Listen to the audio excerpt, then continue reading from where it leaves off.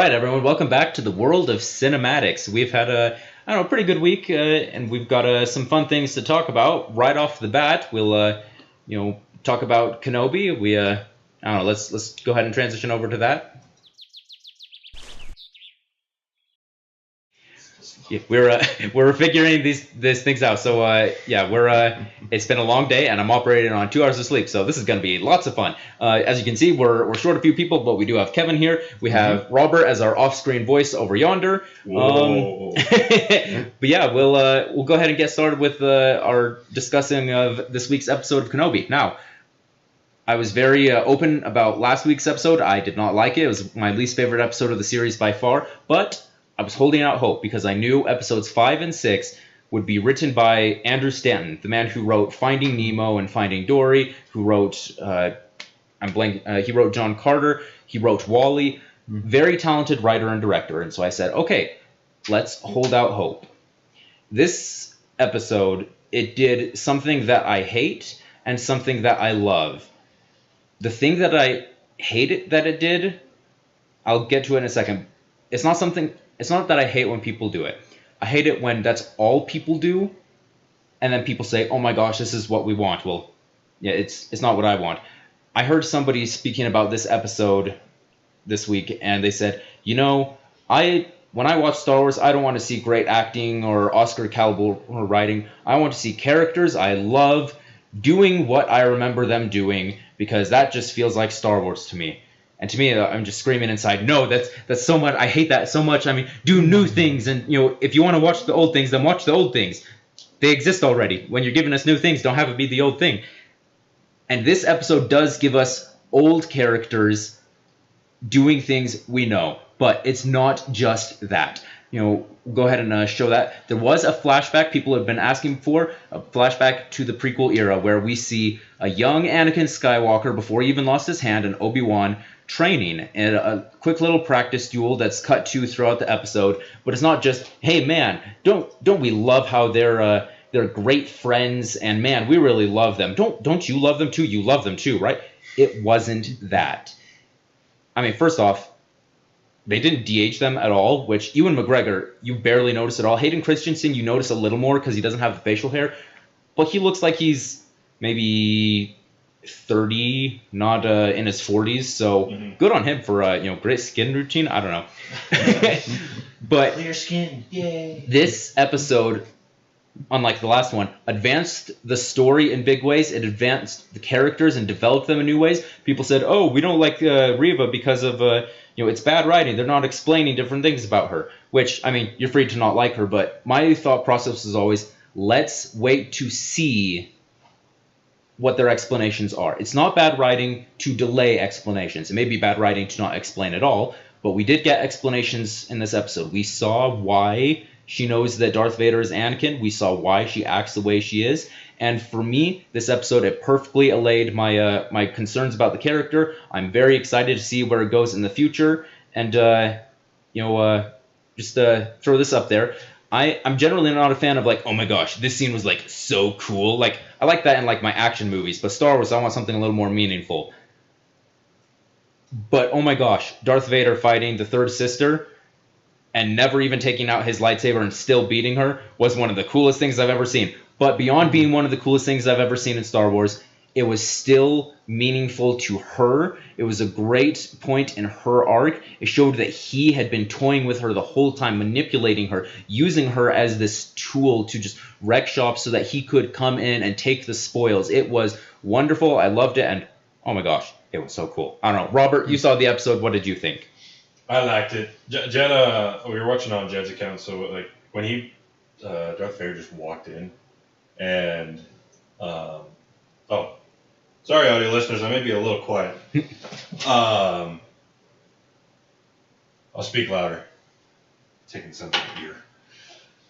I like the part where he walks in, grabs the frigate, and then pulls it down. Yeah. I thought it was really cool because, like, one, we've always seen that Darth Vader is supposed to be this overwhelming force of power. I do kind of wish that he used two hands just to represent, like, oh yeah, it's taken off. It needs. This is taking effort from him. Yeah, it's taking a little. It's still impressive though. Yeah, he pulls a starship out of the sky, to the ground and like rips it in half, starts pulling pieces out of it. And then we get one of those moments where it's like, oh, it's right behind it. Oh, crap. Yeah, it was very Force Unleashed, very Rise of Skywalker. Mm-hmm. Well, and we talked about, too, what we liked about the fact that we get to see kind of the old Anakin, the impatience of, I have you now. Oh, crap, I fell for your trap because I was too tunnel visioned. Yeah. And not only do we get to see the character building behind Rhea, we get a little... Reva. Yeah. A little bit more for Kenobi, just kind of seeing where he's at right now. Mm-hmm. And Leia, we get to see a little bit more character building from Leia. Yeah. And her technology capabilities. I really liked in the flashbacks, it's cool to see them fighting again. And, I'm not a huge fan of the prequel style of, like, the super flashy choreography, but this is still generally that style, but it was used to illustrate character and develop it within the scene and for later, which is one of the big things I look for in a fight scene. So I really like that. One of the things I really liked, it shows Obi-Wan how he is able to find alternative ways of fighting. That's a big part of his character, and he is able to beat Anakin, even though Anakin is the superior fighter. And throughout this episode, you see that it's not that Darth Vader hasn't progressed. Darth Vader did learn lessons from Obi-Wan. He did learn to be crafty. He did learn to be, I will use people, I will manipulate, I will use their weaknesses, but he's still impatient. He's learning the wrong lessons, whereas Kenobi has continued to progress. Well, and the other thing, too, that's really awesome about that whole flashback is it's not like they're fighting and they're having flashbacks to when back in the past and then fighting to current fighting. No, it's character. We get to see the different characters and how they react to a different situation the same way. It's stuff like Kenobi thinking, Vader's going to do this. He's too impulsive. He doesn't have the patience for siege. How do you know? Cut to him being impatient in the duel like 10, 13 years earlier. Mm-hmm. Or even when Obi-Wan explains something to him, Vader has that flashback. Yeah. And he's like, oh, yeah, that's right. Both Obi-Wan and Vader are having the same flashback throughout the episode, both learning or remembering it and taking different lessons to try and outsmart one another. It's like, I know you. I know what you're going to do because I spent all this time with you. But at the end of the day, Anakin, Vader, he's always going to be the, I need this. I'm going to learn these things, but I need this. Whereas Kenobi's willing to let go. Yeah. And he's willing to, okay, I'll surrender myself. I will do these things to make sure that we get away and win. So yeah, big recommendation. Very excited for the finale. Oh, side note, not a side note, something to be aware of. Before the episode started, there was a notice saying hey, some of the content in this episode is going to be graphic, viewer discretion is advised, or however it was worded. I don't remember exactly. And it lives up to it.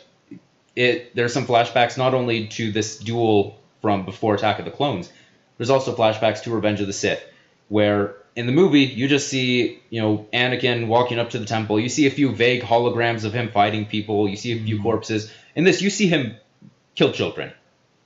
You watch the blade slash open their body. It's really graphic, and it's shot from the perspective of somebody who survived that, so it's a child witnessing the horror and the trauma of it. It's not oh my gosh, this is so cool, but it's still hard to watch. So if that's not something that you're gonna be super excited to watch, just be aware of that. Look away. Just know it's coming.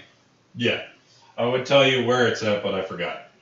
It's towards roughly a the third, end. Halfway in, I think. Yeah. I don't know. I have to watch the episode looking for that. Maybe halfway. When Obi-Wan walks up to the door to talk to her, there you go. That's where it happens. Which, by the way, that's something you mentioned, how you didn't really like how they did it in... wait, no. Was it that scene? No, it was the ship grabbing scene. Yeah, the Force communication. I was like, is that what he's talking about? No, I did like that. It was a nice subtle application of the Force. Both people on very thick sides of the metal wall. One of them is touching the metal door and sensing her speaking quietly on the other side, and she hears him speaking quietly on the other side. It was subtle. I liked it. Mm-hmm. Interesting. And the look on Obi-Wan's face was you are a youngling. And realizing, I've seen a lot of people online saying, the show is redeeming Reva because it's giving her a tragic backstory. No, she's still evil. She's still doing terrible things. She was still I saw all this terrible things as a child. I saw children die. Okay, I'm going to go kill more children. She is becoming the thing that she swore to destroy. She's not, oh, I want to hunt down Obi-Wan because I hate him. I mean, she's not too fond of him. She's doing this to draw out Vader so she can try and kill Vader. She's hunting him. This is a bad person trying to kill a bad person. This isn't, oh, she's redeemed, she's turning good. Which she may, there's a whole nother episode, but that's not the direction they've gone so far. Yeah, which I appreciate. But, yeah, I got no more thoughts. That's our thoughts on Kenobi. Very excited for the finale next week. All right, so we'll move on. But first, before we do, Robert has something he wants to share with us. Our audio listeners, just so you are aware, every Saturday, roughly on emphasis on that, around 7:30, we do a live show. We try. So we try. We try. There are going to be some occasions where it's a pre-recorded show, but for the most part, we are live, and you can come and watch it live with us and join us in chat, and then we can take chat towards the end of the episode. But just want to let you guys know, since you probably don't get the notification, link is going to be in the description. So yeah, follow us on YouTube so you can watch us live and engage with us. All right, now we can move on. All right, so this week, as far as our journey, our epic saga through the 40th anniversary of June 1982, we are going over the movie that, out of these 5 movies, is the only one that was nominated for Best Picture, is the only one that Star Trek 2 made a bit of money, and so did Poltergeist, but this was the one that made all the money. This was the highest grossing film of all time. I believe if you adjust for inflation, it's still like the 3rd highest grossing film ever. This changed everything. What are we talking about this week, Kevin? E.T. the Extra-Terrestrial. Now, you hadn't seen this movie before, had you? No, I had not seen it before. All right, so he's kind of our guinea pig then, because Robert had seen it some time ago but didn't remember much. I fell asleep. I've seen it quite a bit. I've always loved the movie. Now, when this movie was coming out, people knew who Steven Spielberg was. He wasn't like established director Steven Spielberg. Everything he touches turns to gold. But more kind of like a Christopher Nolan a few years ago, where it's like, oh my gosh, Christopher Nolan's the new hot thing. I love everything Christopher Nolan does. I've only seen like 3 movies of his, but oh my gosh, everything he does is great. And so all of a sudden, Steven Spielberg's coming out with a new movie. It's called E.T. the Extra-Terrestrial. The poster doesn't really tell us anything. Nope. The trailers don't really tell us anything. The opening of the movie doesn't really tell us anything. Is this going to be a horror movie? Is this going to be like an action movie? It's got that terrifying purple text. Right. But it doesn't go any of those routes. What does it do? I'm not even sure what exactly it does yet. I just watched it for the first time, and I'm like, I don't know what this movie is about exactly, because there are 2 different parts of it for me. There's like the interactions within the family setting, and then there's also the drama of Alien. Yeah, this is first contact. You know, the government is trying to find this alien, and sometimes the government, the authorities are scary, and they're looking real weird. Much of this movie is filmed from the perspective of children, so when all of a sudden masked, hooded men start storming their home, and it can be a little upsetting for people. Or it's very odd. Or when you find an alien who's dying, and you've come to love him over the course of the movie, and oh my gosh, what are we going to do? It can be distressing. But yes, then there's also this, not like a subplot, but this theme of, the dad left them, and it's broken the family. The mom is trying her best to keep everything together, but it's a struggle. She's not ready for this. They are not ready for this. So yeah, it very much is a dual movie. I know Spielberg, growing up, didn't have the greatest relationship with his father. They seem to have patched things up later in life, but a lot of his earlier movies, you do see this theme of fatherhood, of how absentee fathers can leave an impact, right? Close Encounters of the Third Kind, it's maybe a father who isn't the most attentive. Yeah. Or I think really Jaws, out of his early movies, is the only one with like man, this is a great dad who's really there for his kid. Most of the time it's absentee fathers, and what does that do on people, on families? Yeah, because you can see in the family right at the beginning that things are not working the way they're supposed to be. The mother simply can't monitor her kids well enough, or like take care of them the way they need it, and they're kind of doing things they probably shouldn't be. It's I don't want to say it's a depressing movie, because the movie overall is optimistic, but it's not Pollyanna. It's saying, "Oh boy, well I sure am glad to not have Dad around. I hope he's having a swell time down in Mexico with his secretary." No, it's this sucks. Life sucks sometimes, but you put your best foot forward and you try and do your best. And you see that with the way that the family interacts as well. That sometimes they're a little bit vicious and mean to each other. Oh yeah, sometimes they're savage. Yeah, but that's like very realistic, and I feel like that keeps the whole thing grounded. Because if you just had alien, weird government people seen from the perspective of children that then are kind of it creepy, could become a horror thriller. Then you might as well thing. just go watch, like 2001: A Space Odyssey and not have any clue what the heck is going on. Right. The whole time. I mean, that's not quite true, but like. This is still grounded. Yeah. It's like a kind of normal family in a normal suburb.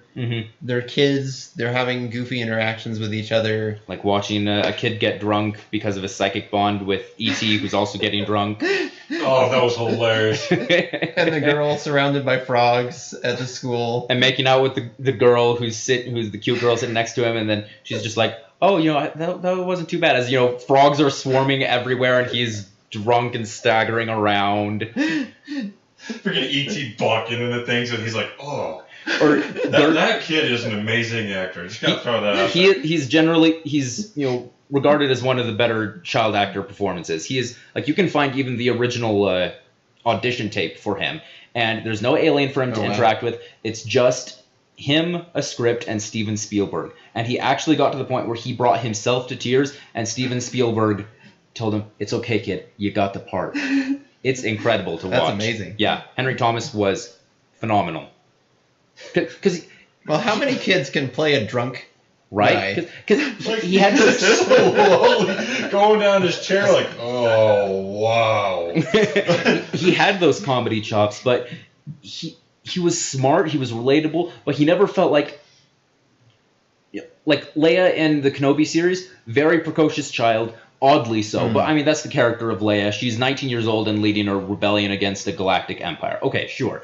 This is a normal kid. Sounds like my kind of woman. Yeah, this is a normal kid. A kid who is way in over his head, and you never see him like, oh, no kid would do that or say that. He acts and sounds like a real kid.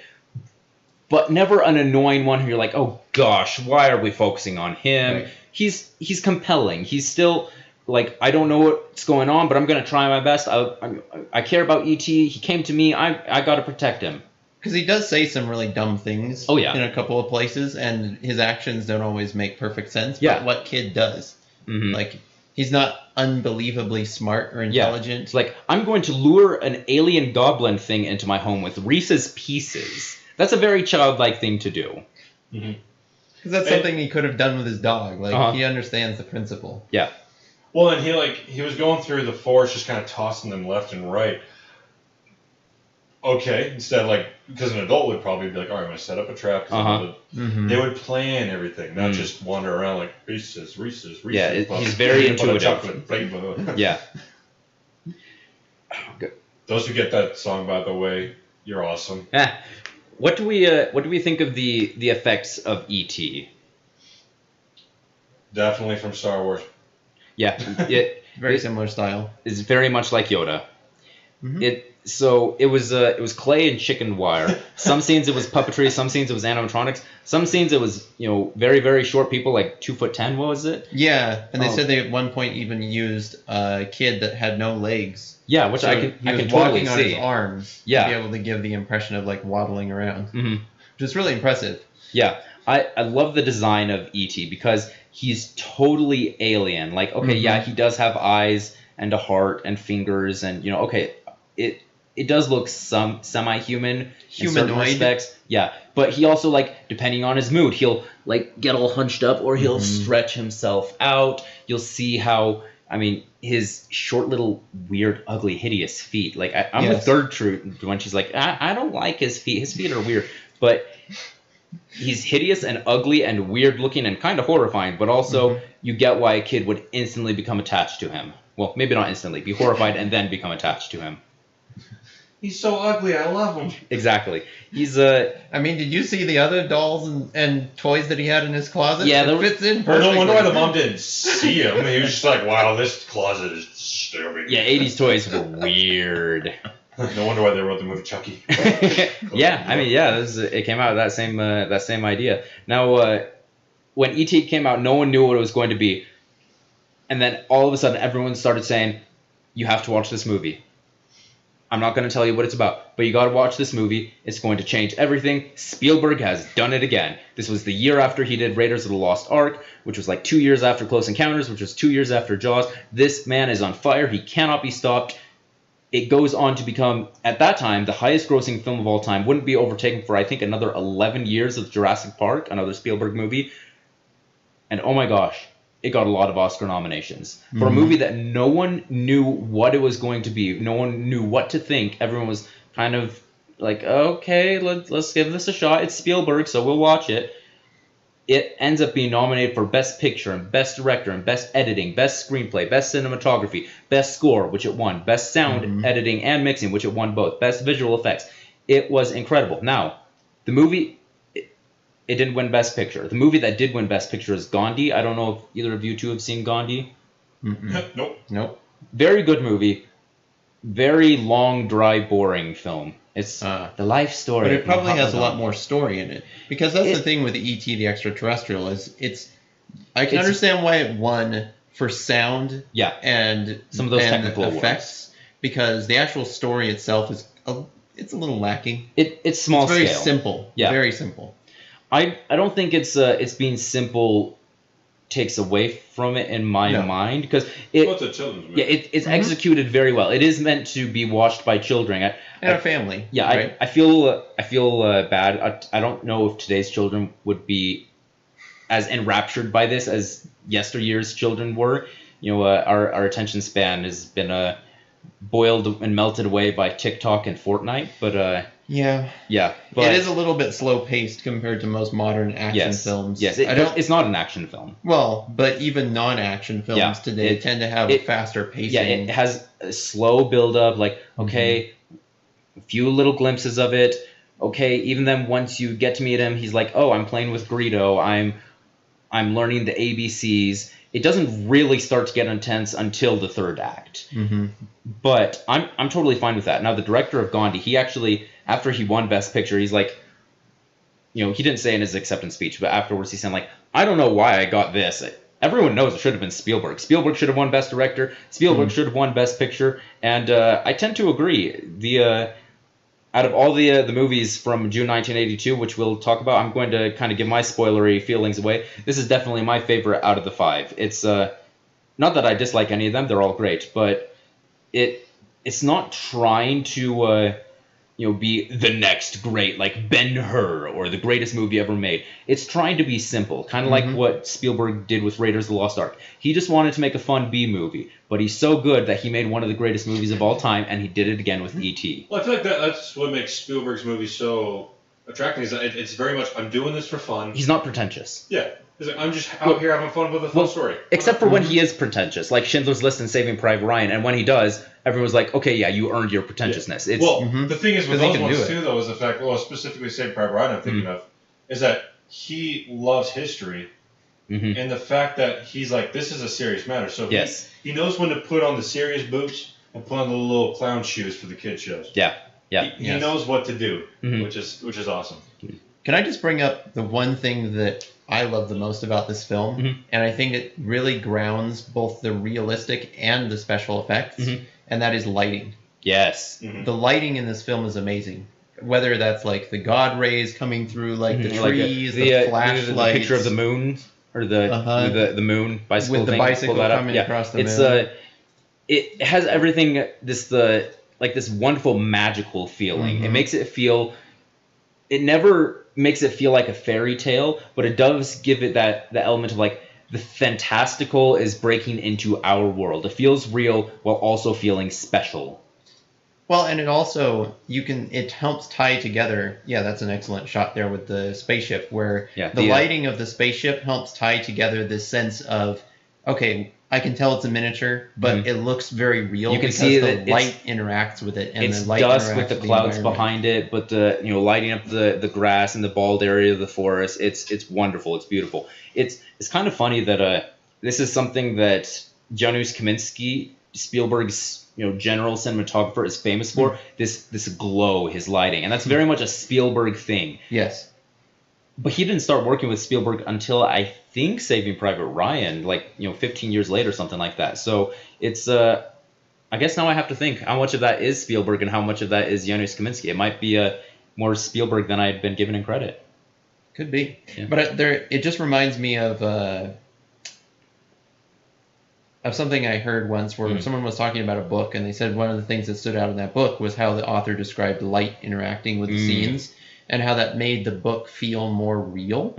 And I get that same sense from this movie, where if you get rid of the lighting and the really nice backlighting, forward lighting, silhouetting in some of the scenes and everything, I feel like the whole movie would feel less real. Yeah. Even though the lighting is obviously over dramatic, it actually ties the film back into reality because they did such a good job of mixing the light that it doesn't take you out of the scene. It actually puts you more into it by focusing on the things that they want to show.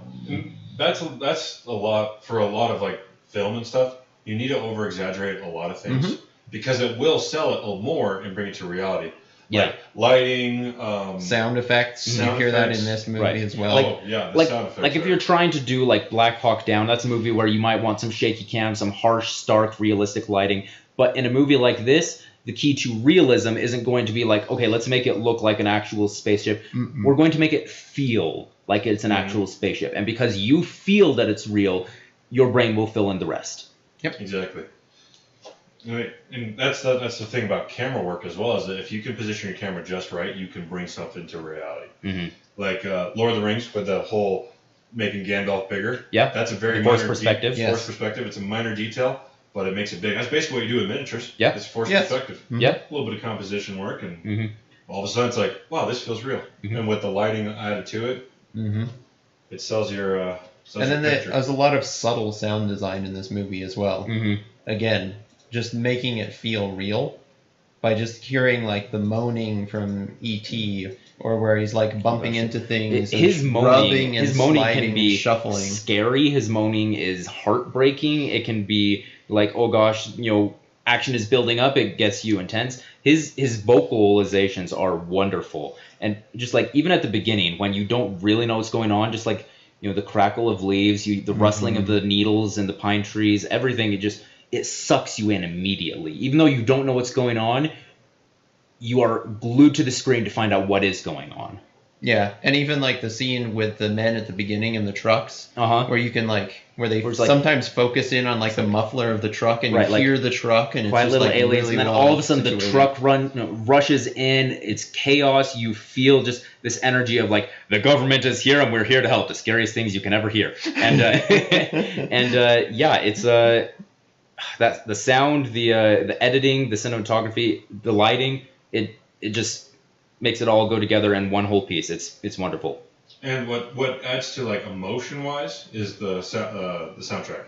Yes. The music, it's one of John Williams' most underrated scores. I say underrated. I mean, it's very subtle. He won an Oscar for it, but when people think of the great John Williams scores, Indiana Jones, Star Wars, Harry Potter, very Superman. People don't always say, man, E.T. though, amazing. Even though it is. Yeah. It is amazing, but it also fits the film. Yes. Those other films are about action and adventure and energy. There are big sweeping moments when it calls for it. But other than that, it's generally very subtle. And a little bit mysterious and quiet and thoughtful, because there's a lot of moments in this film where it's just kids interacting with E.T. and they're not thinking about really complex things. Yeah, they're just mystique and wonder. what is this? What's going on?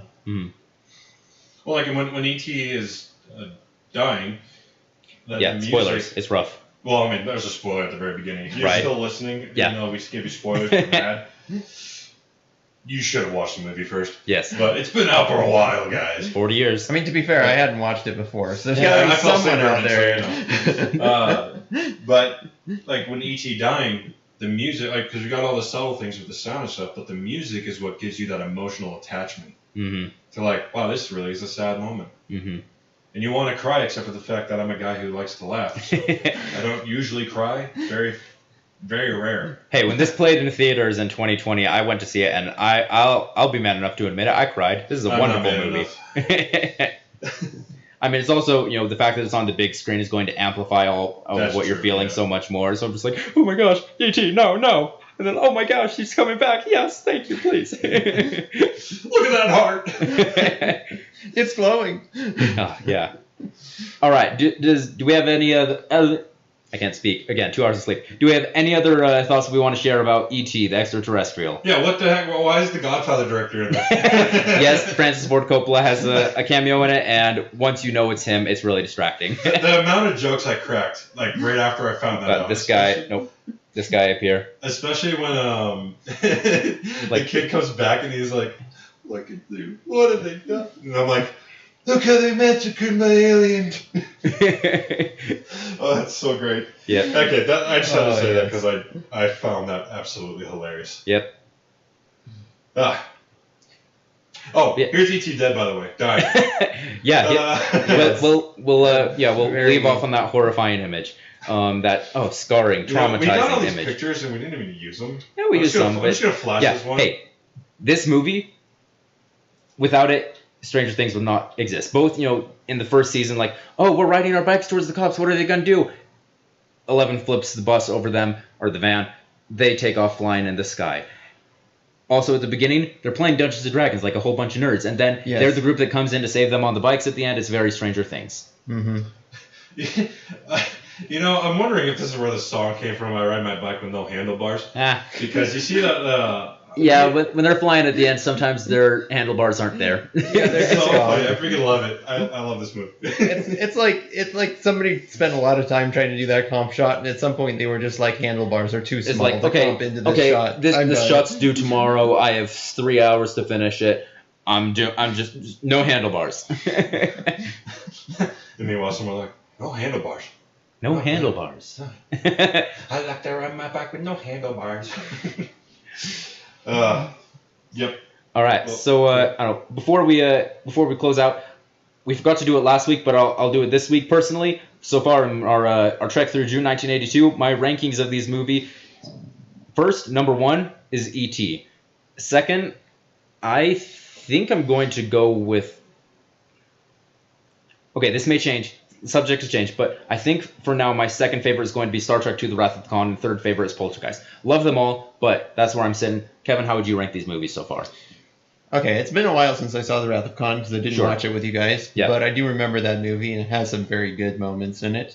I would actually say in my ranking of the ones I've seen so far, I actually liked Poltergeist the most. Okay. But I also just find it really funny. Yeah, I don't know if that was what it was intended to be, but I thought it was really hilarious. Well, it's supposed to be a PG horror movie, so there's going to be some lighthearted moments. True. And then after that, I would put The Wrath of Khan, because there's just some amazing moments in that, which I guess means that E.T. is at the bottom for now. I mean, hey, this is but it's still competition here. They're all good movies. Yeah. Robert, how do these stack up for you? I really like Wrath of Khan, which is funny because I'm not a huge Star Trek fan, at least modern day Star Trek fan. Yeah. And I haven't really watched any of the shows, but watching that movie, I really enjoyed it. I was kind of sucked in on it. You get the appeal. Mm-hmm. Well, it's also like the best Star Trek movie. Yeah. I mean, we can blame Jed for that. He decided to show me that one. But I really enjoyed it, and then I'm going to put E.T. next, and then put Poltergeist last. However, I got to give Poltergeist this. They had some of the funniest voices ever. Yeah, awesome. No funny voices in this unless you count E.T. Yeah, I mean, well, the thing is, though, is that E.T. you kind of expect it. Right. Yeah. I was not expecting that. I was not expecting her to walk in and be like, this house! I'm like, oh, no. Oh, it's the commissioner all over again. Oh, gosh, no, yeah. So, yeah, that's our thoughts on E.T. Next week, we're going to be covering our second horror film of the month. Some people, it didn't make a whole lot of money, and it wasn't reviewed well when it came out. A lot of people have grown to love it since then. Some people speculate, because there is an alien involved, that this scary alien movie was not well received because it came out like the week after E.T., the warm, friendly movie about an alien that's our friend and we have to save him. That's why they didn't release a sequel. Yeah, if you ever want to lose faith in humanity, read the treatment that exists for the sequel that Spielberg wrote. It's horrifying, it's weird, I kind of love it, but I'm glad it was never made. Yeah, there's a reason why E.T. did not need a sequel. It was fine. Yeah, it's its own standalone thing. So yeah, we'll dive into that fun horror sci-fi bit next week. What's the next one? Okay. Yeah, we'll reveal it next week. In the meantime, Robert, where can we be found? Adam Cinematics on Twitter. I forgot to actually post this on Facebook and Twitter. Oh well, next week I'll do it. Yeah. By we I mean you and me. I guess. Yeah. Here on YouTube on Anchor.fm. And by the way, if you want to help us purchase a new webcam, you can subscribe $4.99 a month. It'll be like 3 months before you can buy a new one. But hey, you know what? I will take it. So $4.99 a month on Anchor. You can find us on Spotify, Radio something, I already forgot. Apple Podcasts, Google Podcasts. Yeah, I'm blanking on the other ones. It's Radio something. Yeah. So if you listen to that specific program, good job. And you're our hero. I guess we will. All right. Yeah, so I can click on the right thing. Okay. All right. We will catch y'all next time. Bye. Oh wait, hold on. Next week, we may do a pre-recorded episode. We may. We'll see. Possibly. Oh no! If you say something in chat, we won't see it. Sorry.